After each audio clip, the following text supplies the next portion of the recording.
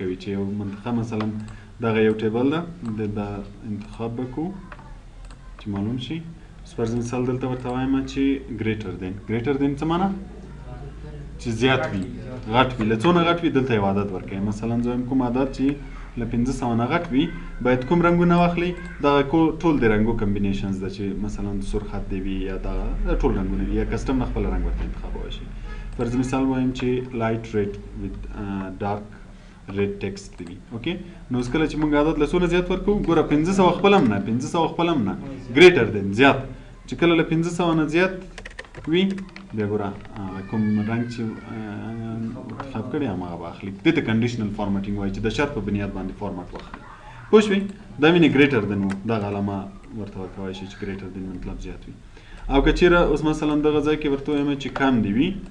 کنډیشنل فارمټینګ کې لیس دین څه مطلب کم. ګوره علامو ته هم پام ده وینې دلته د غټ علامه دلته د کم علامه. اوس فرض مثال دلته ورته وایم چې له 500 نه کم یې دا رنګ دی واخلي یا د دا بل رنګ واخلي یلو. اوکې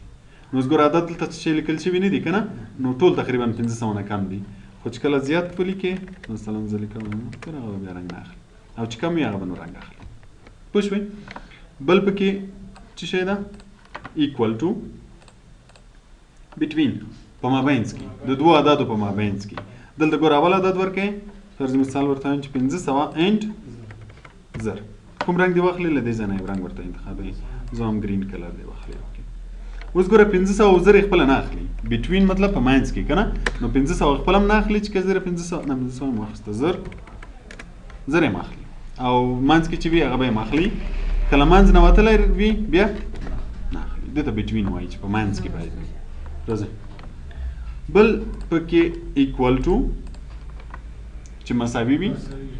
مثلا ته وایي چې کوم عدد مساوي وي له 500 سره باید دغه رنګ واخلي نو چې کله 500 ولیکي هماغه رنګ به اخلي نور عدد به چې هر عدد وي رنګ به نه اخلي. او بل پکې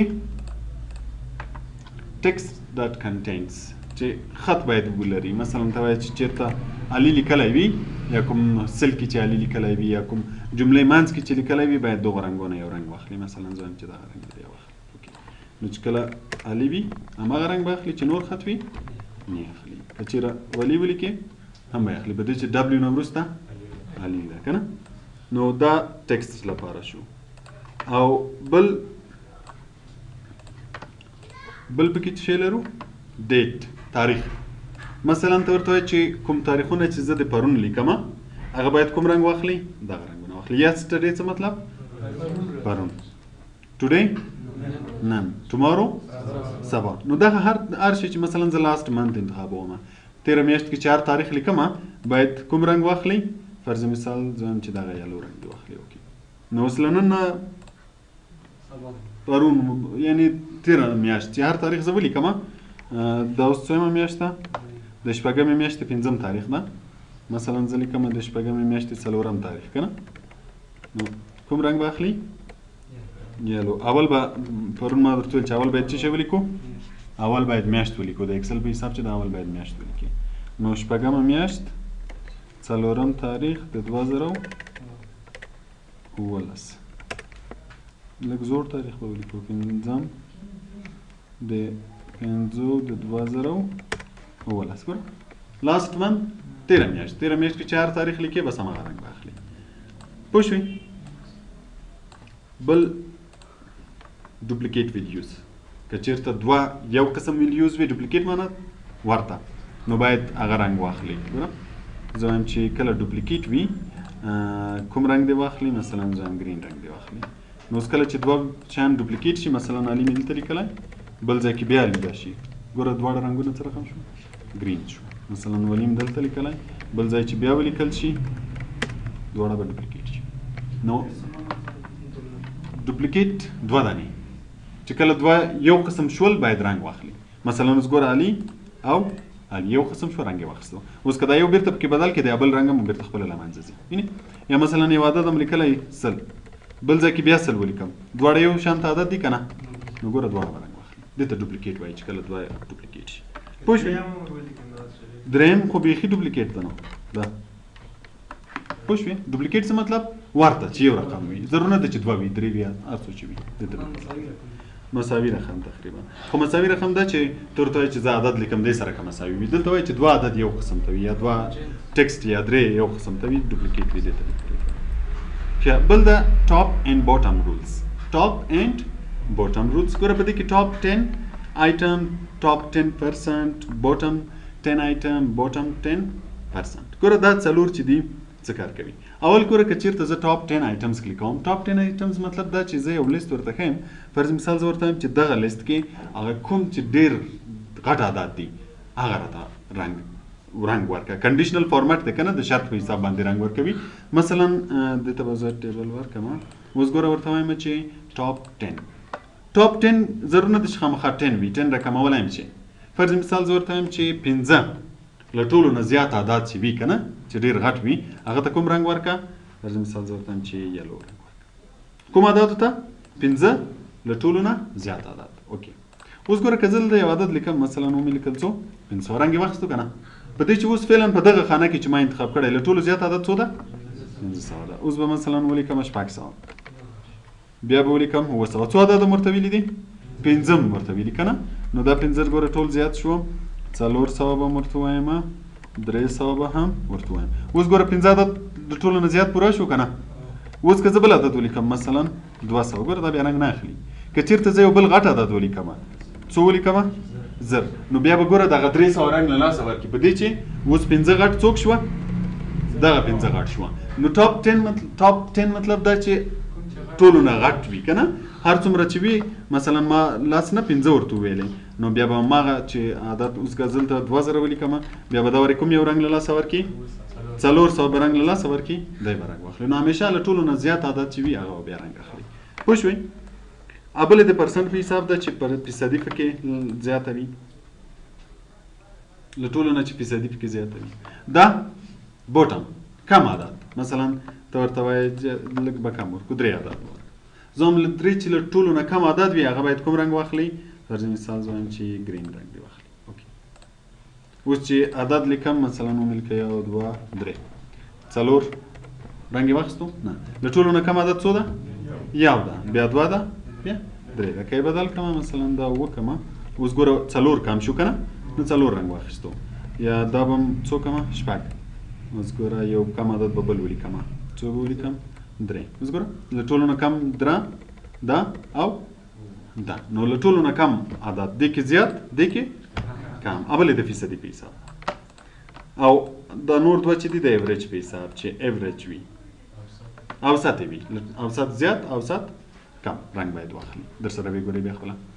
بل ډیټا بارز لرو که چېرته غواړئ چې دغه بارز هم ورته ښکاره شي بارز لکه موږ چې په چارټ کې ګراف ویلی وو که نه که غواړئ چې دغسې ګراف شکل هم ورسره ښکاره شي فرض مثال دغو عددو سره زه غواړم چې ګراف هم ښکاره شي نو دلته به راځئ ډیټا بارز څه رقم بارز ورسره ښکاره شي ګوره هر یو چې انتخابوئ پام مو ده دغه ورسره انتخاب کړو ګوره کوم عدد چې زیات وي بار یې زیات ده مثلا 1000 ګوره د عدد کم ده بار یې کم ده د بار په حساب به هم درته ښیي چې په دې کې څومره عدد لیکلی اوس فرض مثال دا 2000 زه لږ راکم کړم نو د بارونه به هم لږ کم او زیات شي دا به څو کمه 12 ګوره یعنې دلته دې ځای یعنې بارز هم ورسره کوي چې په دې کې عدد څومره لیکلی ده دا ټولو نه زیات عدد ده نو دا خانه ټوله ډکه ده که نه دا عدد ډېر لږ راکم ده نو وینې شین رنګ یې لږ کم ده دا له ټولو نه کم ده دا زیات په دې کې به هم درته کوي چې زیات عدد کوم یو ده او کم عدد کوم یو ده بارز به ورسره راځي ګراف به ورسره راځي خو بل په دې ځای کې موږ سره دي کلر سکیلز که غواړئ چې رنګونه ورسره ښکاره شي چې کوم یو زیات رنګونه وي چې زیات عدد وي یو قسم رنګ واخلي چې کم عدد وي بل قسم رنګ واخلي نو ډیزاین کولی شي مثلا ده اوس ګوره دا چې ده 9 که نه کوم رنګ یې اخیستی سور بیا له دې نه چې لږ راکم ده 6 بیا دا رنګ اخیستی اوس که زه مثلا یو بل 9 هم ولیکم هغه به هم همدا رنګ اخلي وینې که زیات عدد ولیکم مثلا 9 هم یې ولیکل بیا به ګوره له ټولو نه زیات سور دا ده که نه له ټولو نه زیات عدد به سور رنګ اخلي بیا ورپسې به دغه رنګ اخلي ورپسې به دغه رنګ اخلي دلته تیار جوړ شوي رنګونه دي چې ورسره انتخاب یې کړې اوس که زه بل زیات عدد ولیکم مثلا ولیکم 200 نو دا ورې به سور رنګ څوک اخلي 200 بیا به هغه دویم رقم رنګ به یې دا اخلي او بل به یې دا اخلي دې ته کلرز وایي که چېرته غواړئ چې رنګونه ورسره ورکړي پوه شوئ که غواړئ چې آیکن زر سره ورکړي آیکن هم ورکولی شئ چې په دې کې هم درته غټ وړ عدد ورښیي تر چې یو دغه ځای کې به بل جوړ کړو اوس ګوره دلته ورته وایم چې ما سره آیکنز ورکړه دغه شکلونه ورکړه دا ټول آیکن لري هر آیکن چې غواړي خو دغه به ورکړو چې په دې کې ښه معلومیږي ګوره په دې کې څو آیکنونه موږ لرو درې یو یې چې دا ګرین ده یعنی زیات کوم عدد چې زیات لیکلی وي له هغه سره به کوم آیکن راځي ګرین آیکن به راځي کوم عدد چې کم وي هغه سره به کوم یو راځي سور او متوسط سره به زیات راځي اوس مثلا دغه منطقه کې ما انتخاب کړی اوس که زه یو زیات عدد ولیکم فعلا 500 بل ټول نه زیات وي که نه وکتور ورسره څه راغی جګ راغی چې یعنې دغه په ټولو کې زیات ده که کم ورکمه مثلا شپږ ګوره له دې سره څه راغی سور چون دا ټیټ عدد ده که نه که یو متوسط عدد ورکم له هغه سره به کوم یو راځي زیډ آیکن نو بیا به د هر عدد سره آیکن راځي تر څو تا ته معلوم شي چې په دې لیست کې له ټولو نه زیات عدد کوم یو ده کم عدد کوم یو ده متوسط عدد کوم یو دی پوه شوې که دوه ولیکل شي اوس مثلا 500 بل هم ولیکم هغه سره به هم سور علامه راځي 500 چون دا مینې جګ ده که نه دا هم جګ شو دا هم جګ شو نو چې هر عدد لیکې که دغه شی ورسره راغی نو تا ته به معلوم شي چې دغه عدد زیات ده دغه عدد په دې لیست کې کم ده او دغه عدد چې ده متوسط عدد دی پوه شوې دې ته آیکنز وایي دا شو آیکنز بل د نیو رول کلیر رول او مینیج رولز ګوره دغه ټول رولز وه که نه هایلایټ سیل رولز ټاپ باټم رولز ډیټا بار دا ټول رولز دي دغه رولز موږ له دې ځای نه هم ورکولی شو له دې ځای نه یې پاکوی شو له دې ځای نه ورکوی شو فرض مثال ته یو ټیبل انتخابوي دا منطقه ما انتخاب کړی زه له دې ځای نه نیو رول اخلم نوی رول اخلم ګوره دلته دا ټول رولز دي مخکې چې موږ وویلی دا فارمټ سیل ډاټ کنټین اوس مثلا زه ورته وایم چې بټوین نه ایکوال ټو ګریټر دی چې زیات وي له څو نه زیات وي مثلا زه وایم چې کوم عدد له 500 نه زیات وي کوم رنګ دې واخلي له دې ځای نه رنګ ورته کوي هلته تیار جوړ شوي و دلته یې خپله ورته وایي چې مثلا دغه رنګ دې واخلي فونټ دې سره رقم شي زه وایم بولډ دې شي بارډر دې سره رقم شي دا شیان ټول ورکولی شي اوکې که له څو نه زیات ورته ویلی 500 نه چې ګوره زه عدد لیکم یې نه هماغه شی به اخلي پوه شوې دلته یعنې په خپله کولی شو چې یو شرط ورته ورکړو دلته چې و تیار جوړ شوي وه او دلته خپله یو رول انتخاب کړو چې باید څه رقم رول وي کلیر رول به څه وکړي بیرته به یې پاک کړي او مینیج رول به بیرته هم دغه رولز درته راولي که د بیرته تغیرات پکې راوستل اوس مثلا منطقه یې دومره ده کولی شي چې زیاته یې کړي له دې ځای نه زیات ځای انتخاب کړي کم ځای انتخاب کړي پوه شوې یا ورته شرط چینج کړي یا ورته رنګ چینج کړي نو هر شی کولی شي یا که کولی شي چې دا رول بیخي ډیلیټ کړي له دې ځای نه نو دې ته مینیج رول وایي پوه شوې په کنډیشنل فارمیټینګ باندې کنډیشنل فارمیټینګ څه مطلب شرطیه فارمیټ چې د شرط په اساس باندې ورته رنګ ورکړي بار ورکړي آیکن ورکړي یا ډیزاین ورته ورکړي بل راځو فارمیټ ټیبل دا خو له سټایل نه معلوم ده اوس مثلا که غواړم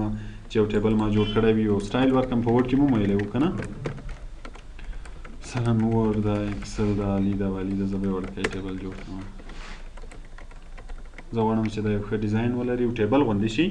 نو کلیک یې کړه او له دې ځای نه ورته ورکړه هر یو چې انتخاب یې فرض مثال زه هم دا یو واخلي که د منطقه نه یې انتخاب کړی له دې ځای نه بیا انتخابوی شي او که انتخاب وي نو ادرس یې خپله دلته لیکل کېږي اوکې که ګوره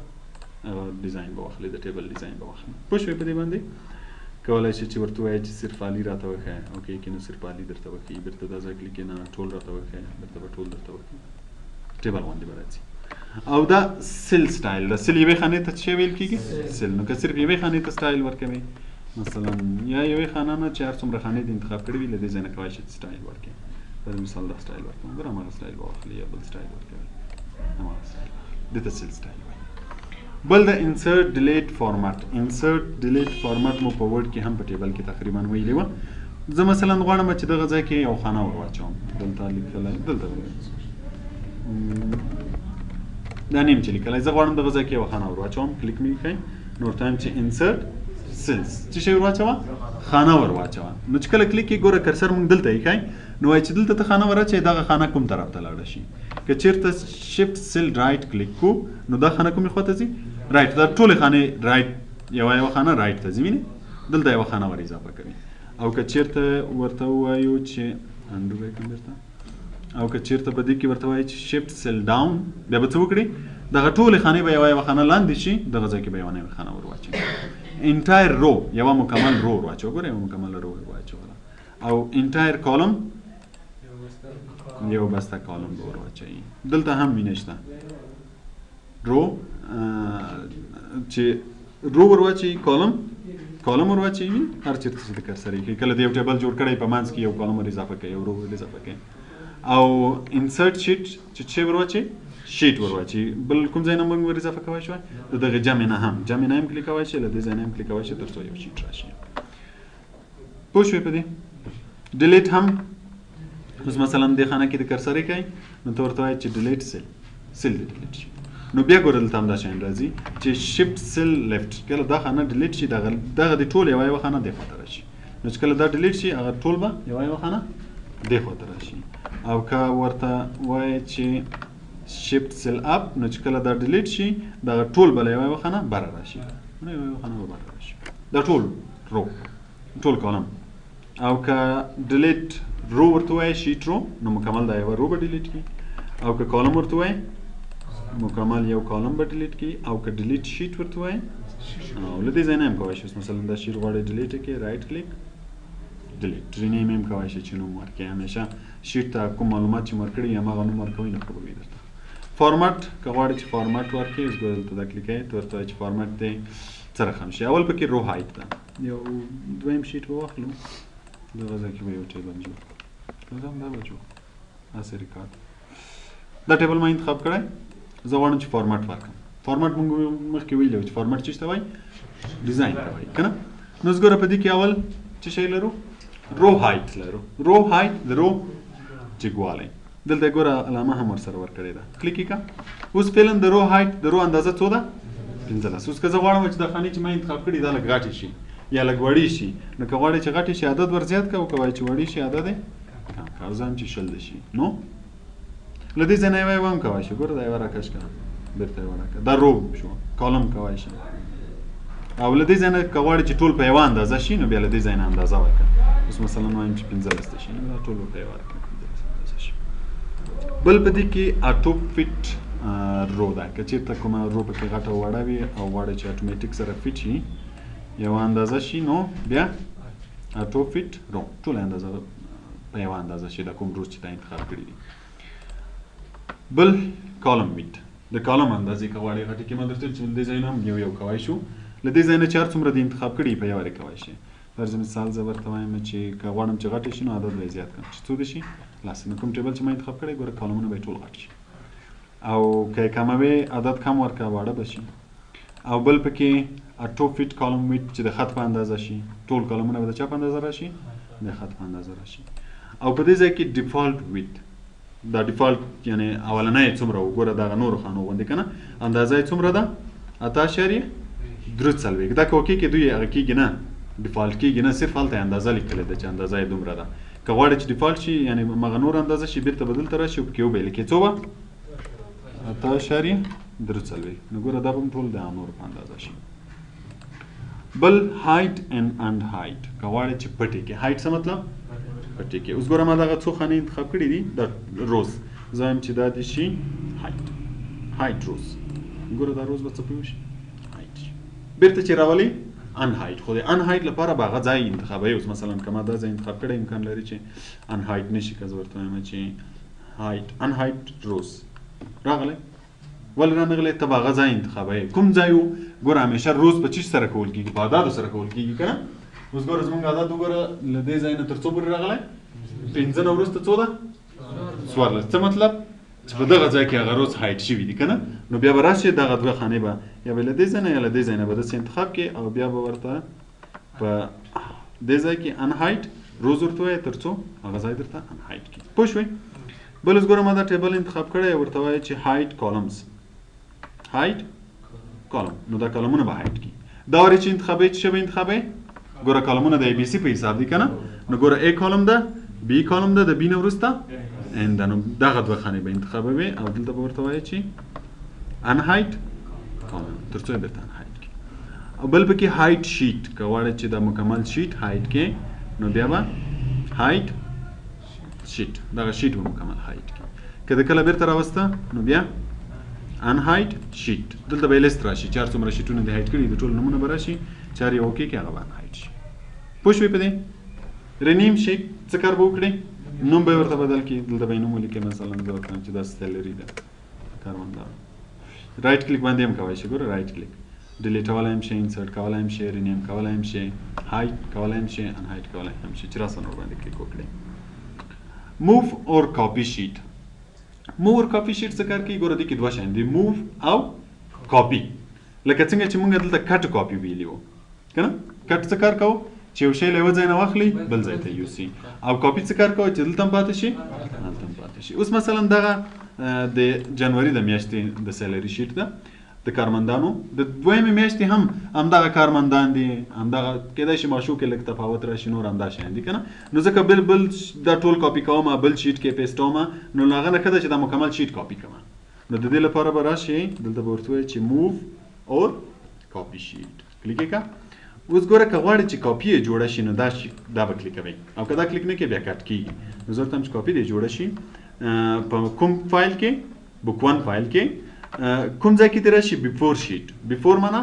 مخکې اوس که ما دا سیلري خپله دی انتخاب کړی نو نوی شیټ چې راځي له ده نه به مخکې به وي او که مثلا زه ورته وایم چې موو ټو اینډ بیا به چېرته راشي په اخره کې به راشي نو زه ورته وایم موو ټو اینډ په اخره کې دې راشي ګوره سیلري ټو په نوم شو اوس وینې دا شیټ او دا شیټ یو شی دی دا مکمل شیټ یې درته کاپي کو نو اوس که دا د بلې میاشتې سیلري وي مثلا دا د فبروري وي نو زه به فبروري ورکړم او کوم عدد چې پکې تغیرات راځي هغه عدد به تغیر راولم نور به د ټول کاپي کولو ضرورت به نه وي مکمل شیټ به له دې ځای نه درته کاپي شي دې ته موو وایي او له یوه فایل نه بل فایل ته هم موو کولی شي مثلا که زه بل فایل هم ولرم نیو دا فایل د څه په نوم ده بک ټو په نوم ده زه د دې بک ون نه دا یو شیټ وغواړم چې هلته انتقال کړم نو بیا هم کولی شي چې موو کاپي ورته وایي دلته بیا ګوره که چېرته کریټ کاپي کلیک کړې دلته هم پاتې کېږي هلته هم راځي او که دا کلیک نه کړې بیا څه کېږي له دې ځای نه اخیستل کېږي هلته وړل کېږي له دې ځای نه به بیخي واخلو نو کوم شیټ ده دغه شیټ چېرته دې لاړ شي بک ټو ته له دې ځای نه به ورته وایي په بک ټو کې دې چېرته راشي مثلا زه موو ټو د اینډ په اخر کې دې راشي اوکې که اوس ګوره دا د بک ټو کې شیټ راغی او د دې شیټ نه وروسته راغی دې ته موو ور کاپي وایي پوه شوې په دې باندې له دې ځای نه بیخي مې نه ایسته کوم موو مو ورته ویلی و که نه بل د ټاپ کلر که غواړې چې دغه ځای رنګ واخلي د دې ځای نه یو رنګ ورته انتخاب کړه چې هر رنګ ورکړي اوس ګوره نیم هغه رنګ یې واخیستو هر رنګ چې له دې ځای نه انتخاب کړي دې ته ټاپ کلر ویني پوه شوې بل پروټیکټ شیټ لاګ او دا به سبا ووایو تر دې ځای پوه شوې دا سم دومره